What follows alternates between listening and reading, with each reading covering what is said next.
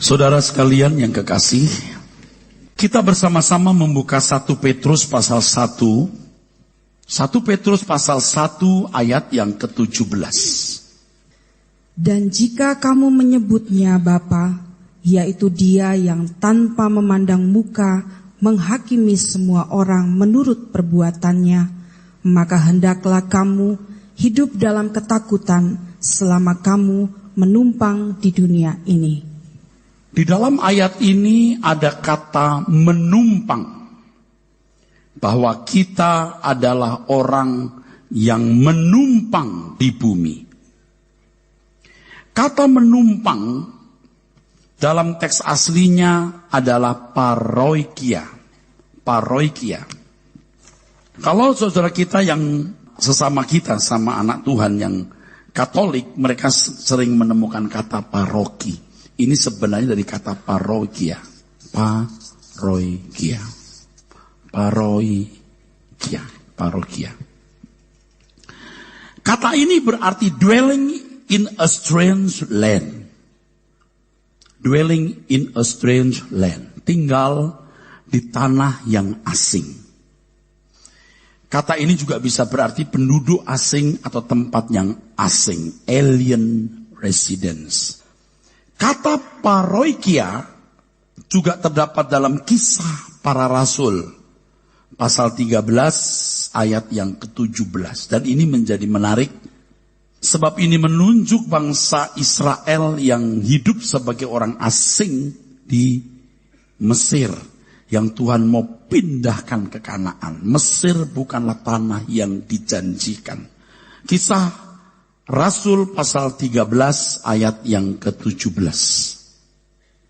Allah umat Israel ini telah memilih nenek moyang kita dan membuat umat itu menjadi besar. Ketika mereka tinggal di Mesir sebagai orang asing, dengan tangannya yang luhur, ia telah memimpin mereka keluar dari negeri itu. Kalimat tinggal sebagai orang asing dalam teks ini terjemahan dari paroikia. Dalam bahasa Inggris diterjemahkan, they dwelt as strangers in the land of Egypt. They dwelt as strangers in the land of Egypt. Dari kalimat bahwa kita orang yang menumpang di bumi, menunjukkan bahwa kita bukan pemilik bumi ini. Kita bukan pemilik dunia ini. Bahkan kita bukan pemilik apapun. Bahkan kita bukan pemilik apapun. Kesadaran terhadap fakta ini, dan penerimaan kita terhadap fakta ini tidak mudah. Sebab pada umumnya hampir semua orang merasa bahwa hidup ini adalah miliknya. Pada umumnya, hampir semua manusia merasa bahwa apa yang dimiliki adalah hasil jerih payah dan segala upayanya. Mereka tidak sadar bahwa Tuhan yang memiliki kehidupan ini. Tuhan memberikan kita kesempatan untuk hidup, memberikan kita modal untuk dikembangkan. Matius pasal 25 ayat yang ke-14 sampai 28. Matius 25 ayat 14 sampai 28. Saudara dapat membaca perumpamaan mengenai talenta. Talenta itu sejumlah mata uang yang besar, 6.000 sampai 10.000 dinar.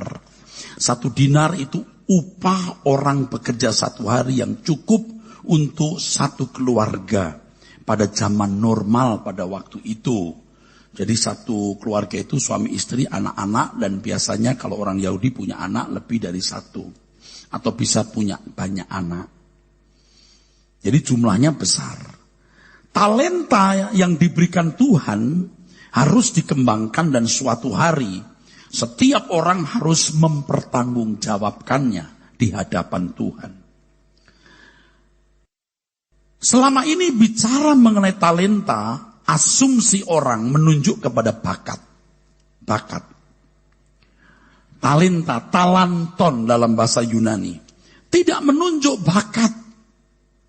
Oleh karena kata talent dalam bahasa Inggris diterjemahkan bakat, maka banyak orang salah memahami perumpamaan mengenai talenta ini. Talenta bukan bakat, saudaraku. Talenta adalah potensi yang diberikan Tuhan kepada setiap individu. Di mana suatu hari nanti setiap orang, setiap individu harus mempertanggungjawabkan apa yang Tuhan percayakan kepada masing-masing individu itu. Bukan talenta. Singkatnya, talenta sebenarnya menunjuk potensi yang Tuhan berikan kepada setiap orang untuk menjadi manusia yang berkenan kepadanya. Potensi yang diberikan Tuhan agar setiap orang memiliki batiniah yang lurus, batin yang benar, atau tepatnya kodrat ilahi. Itulah sebabnya selama 70 tahun di dunia, kita harus hanya masuk dalam proses sekolah kehidupan. Sekolah kehidupan, school of life. Untuk itu, inilah yang dikatakan oleh firman Tuhan, mengumpulkan harta di surga. Semua bakat yang oleh karenanya kita menjadi terhormat, oleh karenanya kita menjadi kaya. Entah dia seorang atlet, seorang pengusaha, seorang teknokrat, seorang tenaga medis, seorang praktisi hukum, dengan segala kemampuannya yang membuat orang menjadi berduit, terhormat. Semua harus ditinggalkan. Dan orang tidak perlu mempertanggungjawabkan bagaimana dia mengembangkan bakatnya. Tapi bagaimana seseorang menjadi berkenan kepada Tuhan. Tentu dalam seluruh aspek hidupnya, dalam mengelola bakat itu sendiri sebenarnya. Tetapi intinya adalah apakah seseorang dalam segala hal yang dilakukan, dia berkenan kepada Tuhan. Sebelum Tuhan Yesus bicara soal perumpamaan talenta, di Matius pasal 25 itu, saudaraku, ayat 1 sampai ayat 13, Tuhan Yesus bicara soal 5 gadis bodoh, 5 gadis bijaksana. Zaman dulu, saudaraku, pesta perkawinan dalam budayanya biasanya mempelai pria datang kepada mempelai wanita dan diadakanlah pesta di situ. Ada wanita-wanita yang memang dipersiapkan untuk menjemput mempelai pria. Ada 5 gadis bodoh yang memiliki pelita menyala tapi tidak memiliki minyak sebagai cadangan. Yang bijaksana memiliki minyak cadangan, selain pelitanya juga menyala. Rupanya mempelai pria terlambat datang, saudara. Datang sudah tengah malam. Ada seruan mempelai datang. Lalu yang bodoh mempersiapkan pelitanya, tapi mati karena tidak memiliki cadangan minyak. Yang bijaksana pelitanya tetap menyala karena dia punya suplai minyak. Apa artinya? Banyak orang mengartikan macam-macam, ada yang berkata minyak itu Roh Kudus dan lain-lain. Tapi coba kita lihat ayat 13, Matius 25, ayat 13. Setiap kali Tuhan memberikan perumpamaan, ada main message. Ada main message. Ada berita utama yang hendak dikemukakan, saudaraku. Ada berita utama yang hendak dikemukakan sebenarnya. Ayat 13 kita lihat, saudara. Silakan. Karena itu, berjaga-jagalah, sebab kamu tidak tahu akan hari maupun akan saatnya. Sebenarnya soal 5 gadis bodoh, 5 gadis bijaksana, intinya Tuhan mengajar kita, mengingatkan kita untuk memiliki sikap berjaga-jaga. Sikap berjaga-jaga artinya selalu dalam keadaan bisa memberi pertanggungan jawab. Bisa memberi pertanggungjawaban. Nah, banyak orang sibuk dengan berbagai urusan, sehingga hal mengembangkan kodrat ilahi dikesampingkan, saudaraku. Padahal kita hidup hanya 70 tahun. Dan inilah satu-satunya, saudaraku, kita mengisi hari hidup kita. Satu-satunya kita memaknai hidup kita. Sebelum saya sadar seperti hari ini, saudaraku, sebelum saya sadar seperti tahun-tahun belakangan ini, saya sibuk dengan mengajar di sekolah tinggi teologi. Saya memperjuangkan sekolah teologi itu. Saya memperjuangkan gereja supaya berkembang. Saya bikin radio. Saya bikin lembaga misi Persekutuan Penginjil Indonesia dan saya selaku ketua umum. Saya begitu sibuk. Tetapi saya lupa bagaimana membangun diri mengenakan kodrat ilahi. Bahaya sekali, saudara. Bahaya. Memang gereja bertambah maju. Saya makin terhormat. Saya punya jabatan di beberapa lembaga. Tetapi kodrat ilahi tidak berkembang di dalam hidup saya. Celaka sekali, saudaraku. Coba saudara juga memeriksa diri sendiri. Tidak ada makhluk, baik itu binatang, hewan maupun tumbuh-tumbuhan, yang diperlengkapi Tuhan dengan potensi ini. Jadi mereka tidak perlu mempertanggungjawabkan hidup mereka di hadapan Tuhan. Tetapi berbeda dengan kita, saudaraku. Kita harus mempertanggungjawabkan hidup kita di hadapan Tuhan. Jadi kalau manusia tidak mengisi hidupnya dengan sungguh-sungguh membangun kodrat ilahi, betapa rendahnya kualitas hidup kita. Kualitas hidup kita bukan pada penampilan kita, bukan pada kekayaan, harta, kehormatan, prestis, dan semua yang bisa disandang, yang membuat orang merasa memiliki nilai lebih di hadapan Tuhan. Tetapi manusia batiniahnya yang digarap Tuhan. Kita diciptakan oleh Tuhan dan dihadirkan di bumi hanya dengan satu misi, melakukan kehendak Dia yang menciptakan kita. Bapak, Ibu, saudaraku sekalian,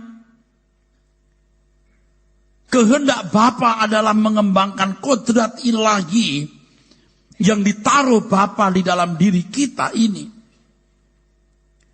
Dan kitalah hanya manusia yang memiliki potensi untuk dikembalikan pada keserupaan, segambaran dengan Allah.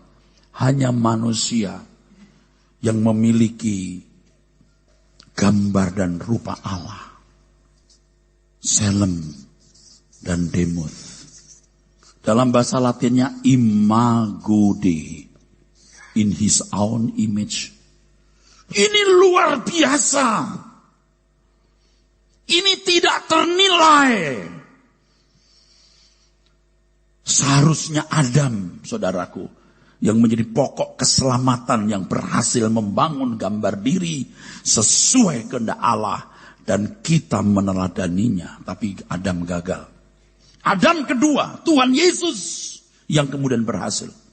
Jadi kalau kita berkata percaya Tuhan Yesus, berarti menyerahkan diri kepada objek yang kita percayai. Menyerahkan diri kepada objek yang kita percayai artinya kita mengikuti jejaknya. Sebab hanya Tuhan Yesus yang berhasil mengenakan kodrat ilahi dan menjadi manusia seperti yang dikehendaki oleh Allah.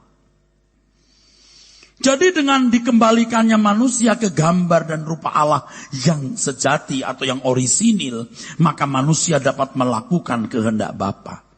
Inilah tujuan manusia diciptakan, melakukan kehendak Bapa. Segala sesuatu yang dilakukan manusia selalu sesuai dengan pikiran perasaan Allah. Dan itulah kebahagiaan hidup. Sebenarnya kan manusia diciptakan hanya untuk itu. Jika manusia melakukannya, manusia akan bahagia. Sebab bumi ini luar biasa indahnya. Yang Alkitab katakan sungguh amat baik. Wahi ne'eh tov maut. Begitu dalam bahasa Ibraninya. Yang teks bebasnya very best. Sudah very best. Tov. Wahi ne'eh tov maut. Best. Tov. Top dalam bahasa Inggris. Bahasa Ibraninya tov.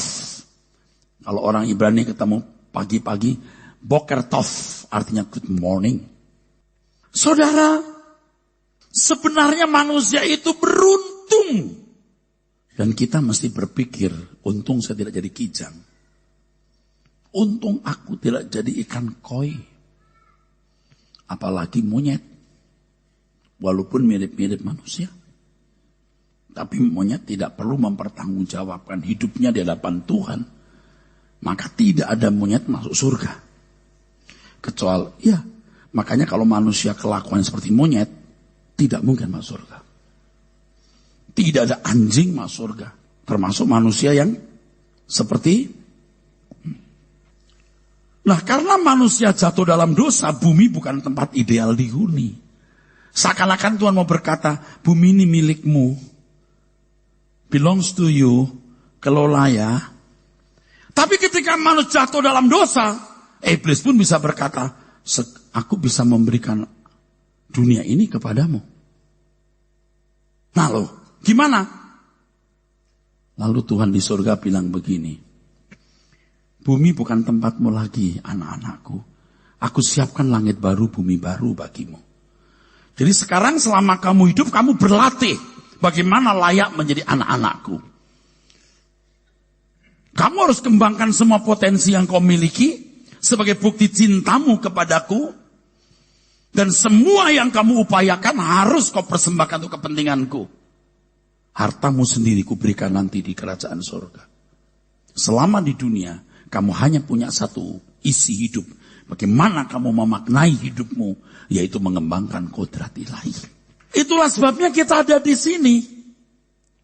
Bukan untuk apa-apa. Belajar, ini just briefing, ini briefing. Yang perannya mungkin 1%, 0,5%. Sedangkan tuntunan Tuhan itu everyday dalam hidup saudara. Di dalam sekolah kehidupanmu, yang membuat engkau terus bisa bertumbuh menjadi manusia Allah, man of God, yang mengenakan kodrat ilahi, sehingga kita bisa menyukakan hati Tuhan. Jadi Bapak Ibu, setelah saya mengerti hal ini, saya sempat berkata, konyol hidupku, rugi aku, capek-capek, pelayanan.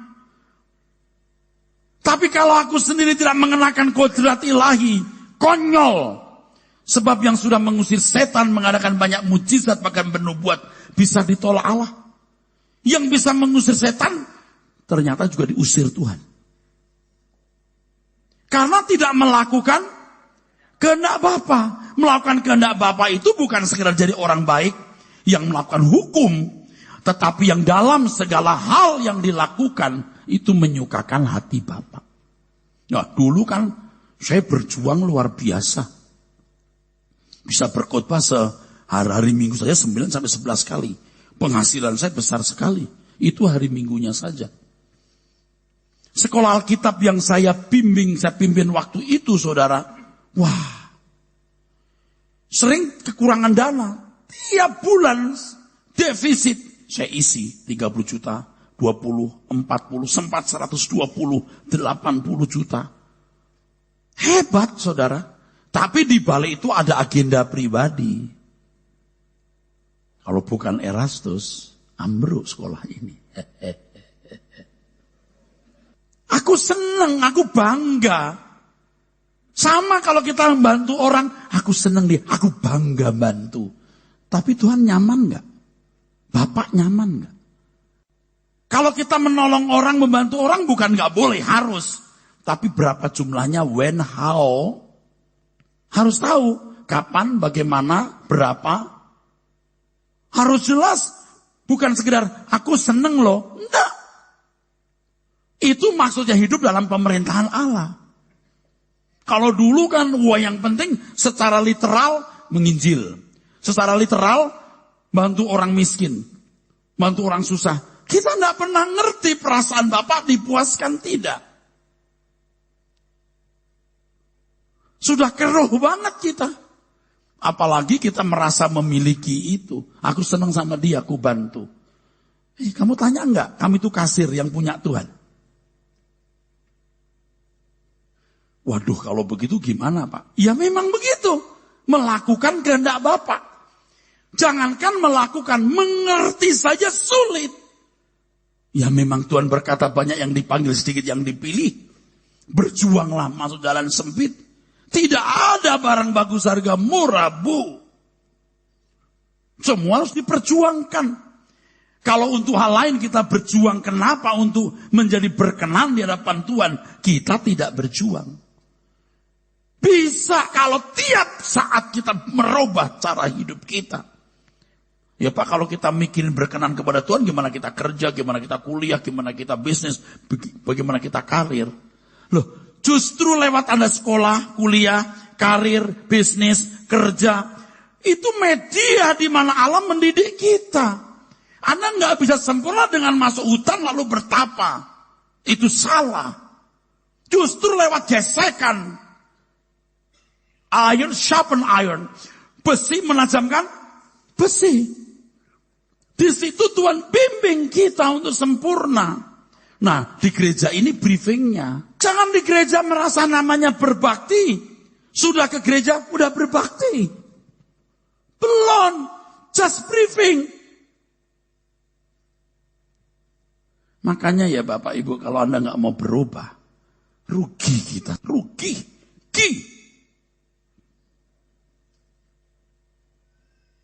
Lebih baik 100 orang daripada 10.000 orang, tapi ternyata tidak mengenakan kodrat ilahi, meleset.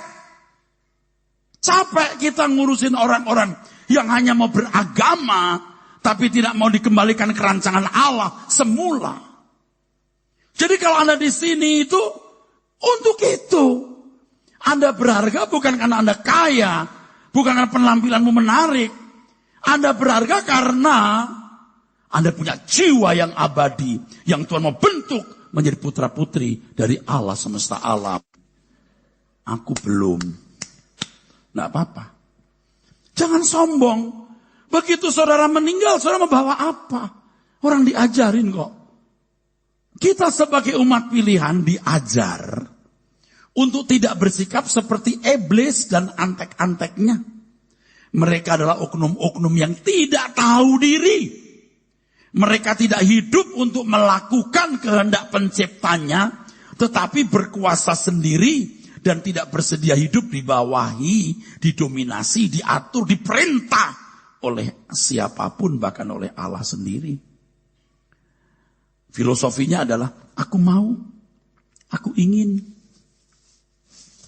Bahkan Tuhan pun mau dilampaui. Ini kan filosofinya si kunyuk. Beda dengan Tuhan Yesus. Makananku melakukan kehendak Bapa dan menyelesaikan pekerjaannya. Tapi gaya hidup suka-suka sendiri itu sudah menjadi gaya hidup hampir semua orang. Berhubung hampir semua orang berperilaku seperti Lucifer, maka banyak orang Kristen menganggap itu gaya hidup standar. Sah-sah saja. Lah, nggak ada yang dirugikan, Pak. Lah ini salah saya apa? Ya sudah, kalau Anda merasa itu bukan kesalahan, terserah. Pertanyaannya, saudara peka tidak dengan kehendak Bapa? Roh Kudus ditaruh di dalam dirimu kan supaya engkau punya kecerdasan roh, kepekaan atau sensitivitas, mengerti kehendak Allah, apa yang baik, yang berkenan, dan yang sempurna. Jadi jangan merasa saudara sudah jadi Kristen yang baik hanya karena ke gereja. Saya harus membuat saudara jadi gelisah. Sebab walaupun saudara Kristen, Anda belum tentu Kristen sejati. Kristen itu seperti Kristus sebenarnya. Orang yang mengikuti jejak iblis ini akan mengalami penghukuman seperti dia. Dan gaya hidup yang everything I have belongs to me. Semua yang kumiliki milikku. Apa yang kumelakukan, kulakukan. Itu sudah jadi gaya hidup. Tidak pernah memikirkan, Tuhan nyaman tidak dengan tindakanku ini. Tuhan senang tidak dengan tindakanku ini. Ya, kalau sudah konyol begitu, lalu mengakar bertahun-tahun, susah dirubah. Kalau tidak mau sungguh-sungguh berubah, tidak pernah saudara berubah. Makanya saya mau tanya, Anda mau berubah enggak? Ini pendeta kenapa kalau khotbah marah ya? Enggak marah, saya gelisah.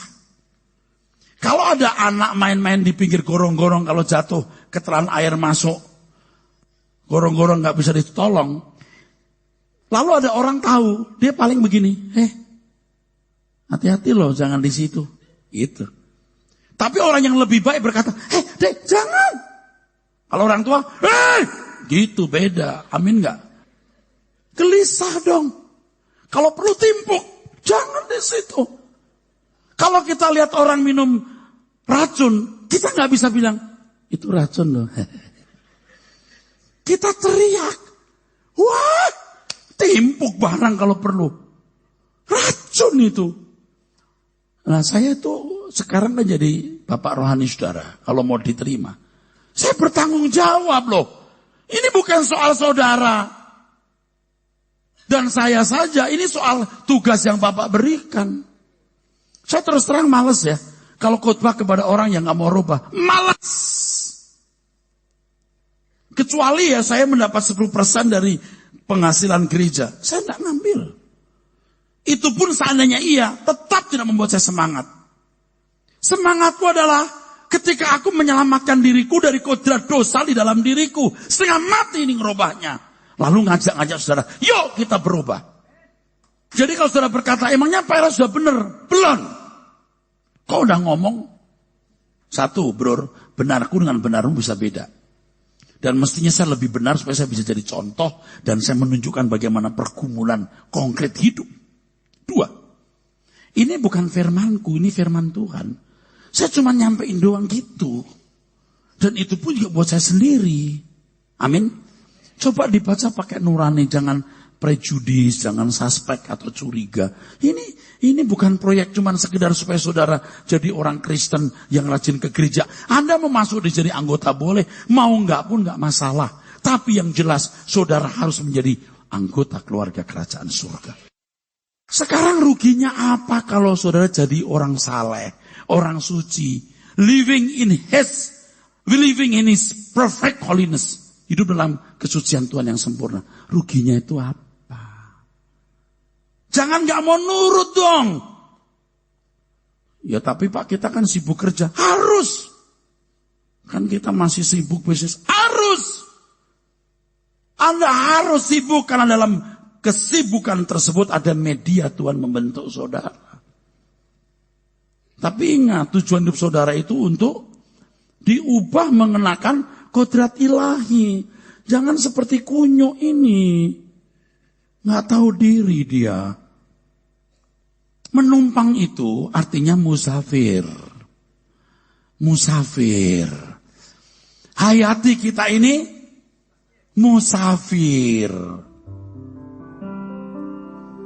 Tapi susah loh orang mengakui dirinya musafir, susah. Sudah feel at home.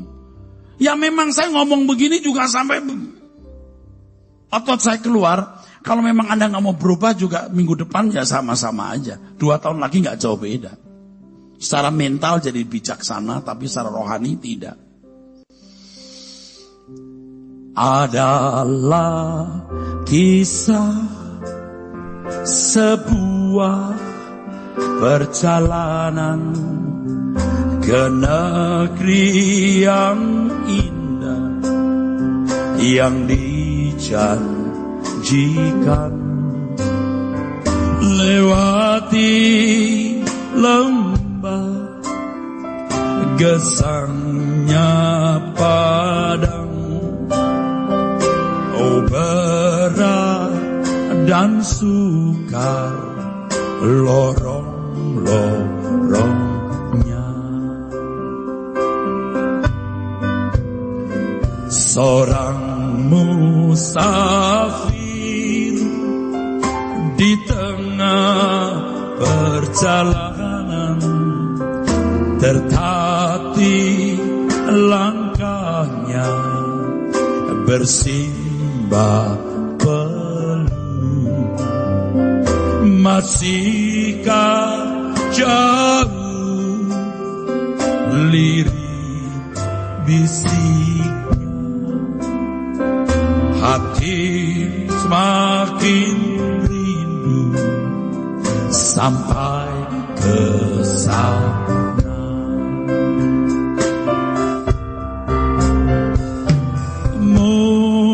Musafir itu kau dan aku, terpanggil dalam kemuliaannya. Janji bawaku ke sana, di belakang langit biru. Musafir itu kau dan aku. Musafir itu kau dan aku, terpanggil dalam kemuliaannya. Janji Tuhanku bawaku ke sana, di belakang langit biru. Musafir itu, saudara katakan dengan tulus. Musafir kau dan aku, terpanggil dalam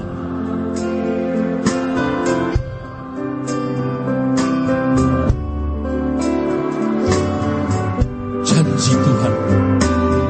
Janji Tuhanku bawaku ke sana, di belakang langit. Janji Tuhanku bawaku ke sana. Janji Tuhanku bawaku ke sana, di belakang langit biru. Janji Tuhanku bawaku ke sana. Janji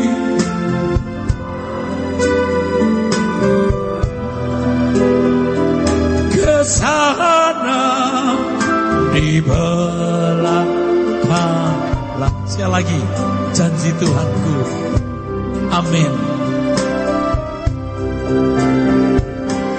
Janji Tuhanku bawaku ke sana, di belakang langit biru. Saudara sudah benar banget dengar firman seperti ini. Sudah benar banget. Kalau saudara mendengar khutbah, di luar 3 hal ini salah. 1, mengajak kita hidup sempurna.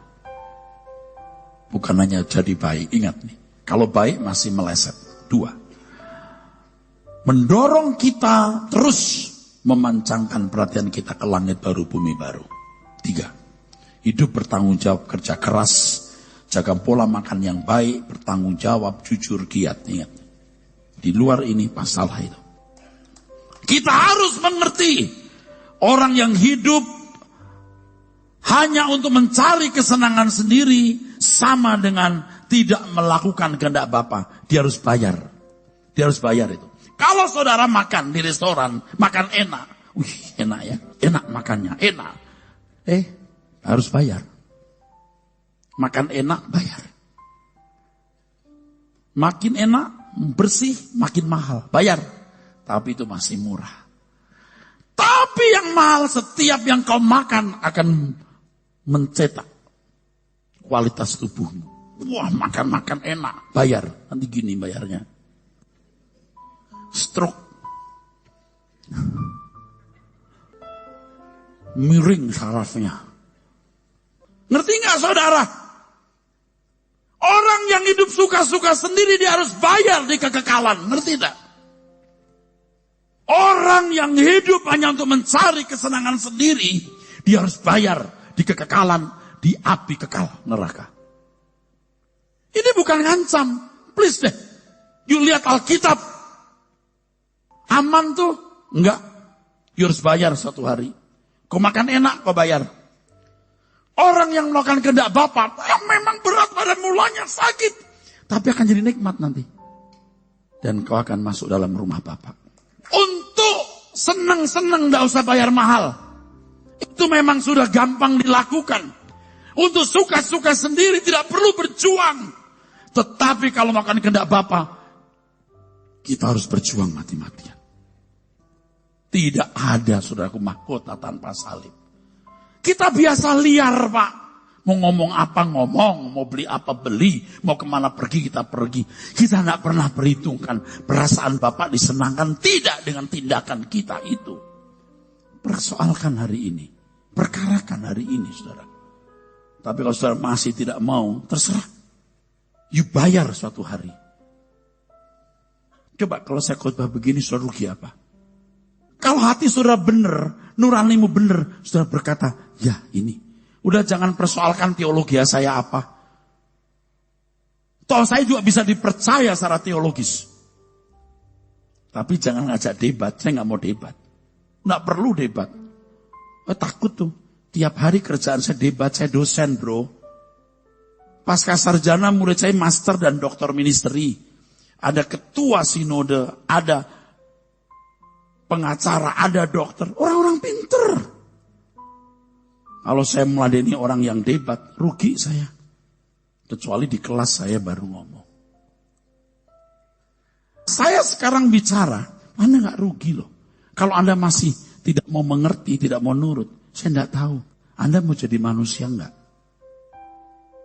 Emangnya kita monyet? Ya terserah situ. Kita ini belum jadi manusia seutuhnya. Keselamatan diberikan supaya kita ini menjadi manusia seutuhnya, Pak. Amin. 2 Korintus 5 ayat 9-10. 2 Korintus 5 ayat 9-10. Ini kelasnya Paulus loh. Dia berusaha berkenan. Kelasnya Paulus, apalagi kelasnya Erastus. Semua kita belum. Apalagi saudara. Saya sebut nih para hamba Tuhan yang terhormat ini. Termasuk nama saya Erastus sendiri. Kita mesti belajar, Pak. Anda berharga di sini bukan karena penampilanmu yang menarik atau hartamu. Jiwamu abadi. Amin. Jangan lagi kita senang-senang Allah baik, luar biasa. Ayo kasih persembahan, yuk. Jadi 30, 60, 100. Aduh. Mau dibawa kemana orang-orang ini? Allah baik, amin. Tapi lu baik enggak? Itu masalahnya. Dibaca. Sebab itu juga kami berusaha, baik kami diam di dalam tubuh ini, maupun kami diam di luarnya, supaya kami berkenan kepadanya. Supaya kami berkenan. Artinya supaya apapun yang kita ucapkan, kita pikirkan, kita lakukan sesuai dengan kehendak Tuhan. Itu maksudnya. Amin, saudara. Itu maksudnya, saudaraku. Segala hal yang kita lakukan. Teruskan. Sebab kita semua harus menghadap tahta pengadilan Kristus. Ya. Supaya setiap orang memperoleh apa yang patut diterimanya, sesuai dengan yang dilakukannya dalam hidupnya ini, baik ataupun jahat. Nah, saudaraku, kita semua akan menghadap tahta pengadilan. Jadi semua yang kita lakukan mesti lurus hati kita, saudaraku. Tadi waktu nyanyi Janji Tuhanku bawaku ke sana. Saya nggak bisa nyanyi. Sempat stop. Pecah hati saya. Kalau saya nangis, lalu pura-pura nangis biar kelihatan asik, saya bengkok punya hati, tahu nggak? Dulu kita begitu, oh Tuhan luar biasa, Tuhan itu kita dulu begitu ahli deh. Sekarang kita tua Pak, udah makin tua dan mau mati, kita mau tulus. Jadi kalau kita ketemu orang misalnya, Pak Yosua apa kabar? Baik Pak. Kalau kita nggak tulus basa-basi, bengkok. Kalau enggak cuman, Pak Iwa, cukup masa, gimana kabarnya Pak Ibu? Itu mah bahasa dunia, emang hatinya nggak bersih, nggak lurus. Kalau dengan tetangga, halo Jeng apa kabar? Suami yang nggak sehat Jeng? Oh ya alhamdulillah ya. Gitu hal. Basa-basi doang. Itu bengkok, tuluslah. I love them too. Aku juga mengasihi mereka. Sehat-sehat ya, aku harap. Kalau enggak cukup, mari Jeng ya. Cukup udah. Tapi kita biasa pakai bahasa begitu loh dalam hidup ini. Kalau itu terus menerus kita nggak bisa balik. Seperti dalam percakapan. Orang ngomong apa kita ngomong apa. Orang ngomong apa kita ngomong apa. Karena kita juga punya sesuatu yang bisa dibanggakan. Nggak bisa nahan tuh. Biar punya sesuatu yang dibanggakan. Nggak perlu. Diem aja. Kalau mau disampaikan untuk kebaikan semua. Jangan aku bangga nih. Punya saudara, punya family ini. Atau saya sendiri punya ini, punya itu. Kecuali tulus memang. Berita baik loh, aku sudah maju. Bisnisku bla bla bla. Tulus, you happy, aku happy. Tapi banyak orang kan, wah saudara saya itu di sana wali kota. Oh ya, om saya juga gubernur di sana. Waduh. Oh itu udah biasa itu begitu-begitu. Atau punya rahasia orang. Nggak bisa simpen. Dia bisa banyak rahasia. Orang juga punya rahasia. Wah seneng dia ngomong. Dia nikmati itu. Tuhan tidak nyaman. Itu hidup kita. Saya ditegur Tuhan berkali-kali. Waktu mau tidur. Saya menyembah Tuhan. Tuhan ampuni setiap apa yang tidak pantas. Banyak. Sorry Tuhan, banyak hal yang tidak pantas. Banyak.